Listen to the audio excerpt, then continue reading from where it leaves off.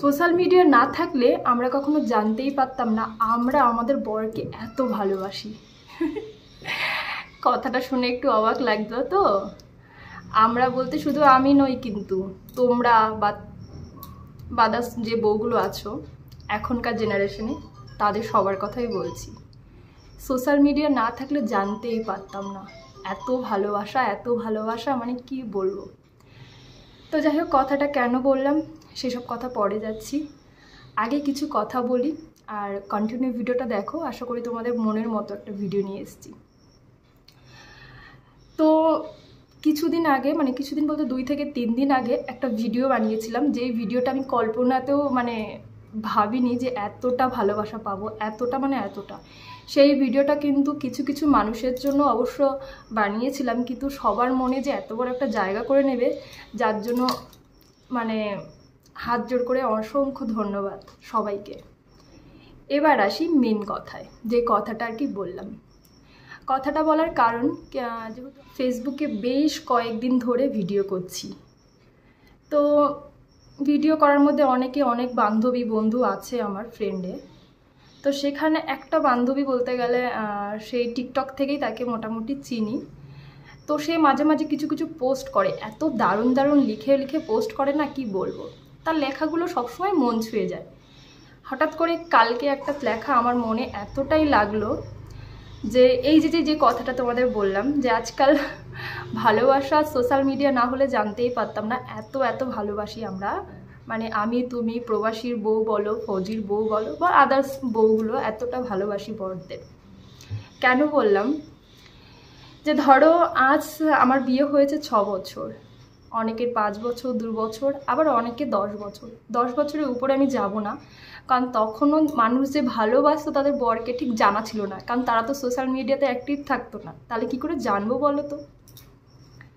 তো কথাটা হলো, আমি বলতে গেলে নিজেই হেসে ফেলছি। তো যাই হোক, কথাটা হলো এই যে যেমন আজ প্রবাসী বউ বা ফৌজিরা, ফৌজির ওয়াইফ যেগুলো আছে আর কি, যারা এই যে যখন আমি নিজের কথাও বলছি, যে ধরো আমার বর চলে যাচ্ছে কাজে, ওই যে কষ্টটা, যেই খারাপ লাগাটা, সেটা আমার ক্ষেত্রেও যেমন, তোমাদের ক্ষেত্রেও তেমন, প্রবাসী বউদের ক্ষেত্রেও তেমন, কিংবা আমার মা মাসিদের ক্ষেত্রেও তেমন, যাদের বর বাইরে থাকে কাজের সূত্রে।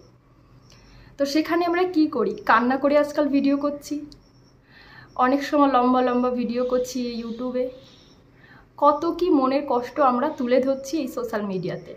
তাই আমি, তুমি সবাই জানতে পারছি যে আজ পায়েলের ঘরে কি হচ্ছে বা কি না কি। এই যে ধরো আমার মাদের কথা বলি, আমার মা যেমন সোশ্যাল মিডিয়া অ্যাক্টিভ নয়, আমার বাবা যখন বাইরে চলে যায় তখন কিন্তু আমার মার মধ্যেও সেম ফিলিংসটা হয়। কোনোদিনও তো এটা দেখিনি যে আমার মাকে কষ্ট পেতে বলতে সোশ্যাল মিডিয়ায় দেখিনি। মা হয়তো কান্না করে, লুকিয়ে লুকিয়ে কান্না করে, কিংবা আমাদের সামনে লুকিয়ে রাখে কষ্টটা, হাসি মুখে আমাদের সামনে করে। আর আমরা কি করি, সবসময় লম্বা লম্বা চার্ট লিখে ফেসবুকে পোস্ট করে দিলাম, কিংবা একটা ভিডিও কান্না করতে করতে পোস্ট করে দিলাম, যাতে লোকে জানুক যে আমরা কষ্ট পাচ্ছি। কি তাই তো? তো এবার আসি আরেকটা কথায়।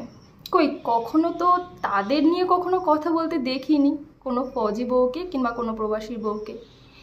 এই যে একটা ফৌজির যখন চলে যায় কাজের সূত্রে দেশের সেবা করতে, তখন আমরা বউরা কত বড় বড় ক্যাপশন দিয়ে কথাগুলো লিখি, খুব মিস করছি ফৌজি বাবু, না থাকলে এই, না থাকলে ওই, না থাকলে এই, কান্না করে করে কত কি বলি।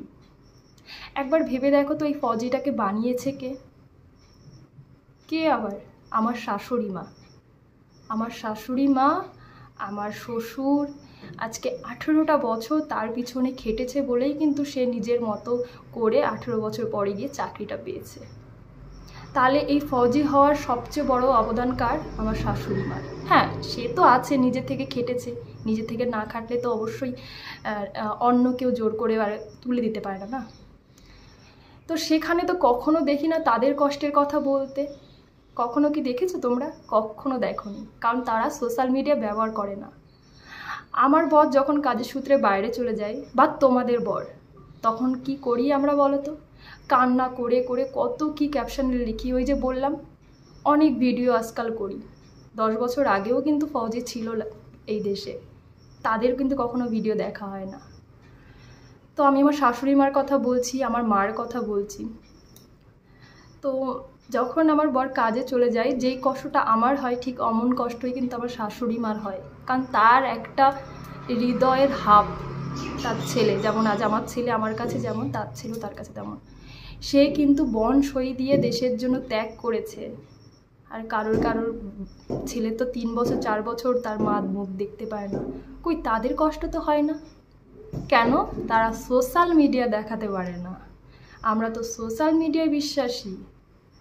তো এই যে আজ ভিডিও করার উদ্দেশ্য হলো যে আমরা যারা বা তোমরা যারা এই কান্না করে করে ভিডিও করো আরও কত কি না, ভেবে দেখো সব কষ্ট কিন্তু এই সোশ্যাল মিডিয়াতে সমাধান হয় না। তাই নিজের কষ্ট নিজের কাছে রাখো, এই সবাইকে না দেখিয়ে। সবাই জানে কষ্ট হয়, আর এই কষ্ট করে করে ভাইরাল হওয়ার চক্করে হাসির পাত্র হয়ে দাঁড়িয়েছ। ওর জন্যই তো আজকে ফৌজি নামটা বদনাম হয়েছে। আমার শাশুড়ি মাও কান্না করে যখন চলে যায়, কিন্তু একটা ইউটিউব চ্যানেল নেই, আবার এদিকে ফেসবুক ও পেজ নেই, যার জন্য শেয়ার করতে পারে না বেচারি। তো যাই হোক, ভিডিওটা কেমন লাগলো? আগের মতো একটা ভিডিও আর কি করতে পারিনি, কিন্তু আমার মনের কথা কিছু শেয়ার করলাম কিছু কিছু বউদের জন্য। এই যে যারা কান্না করে, নাটক করে, ন্যাকামি করে সোশ্যাল মিডিয়ায় ভাইরাল হওয়ার জন্য ঢং করে, তাদের জন্য আজকে ভিডিওটা।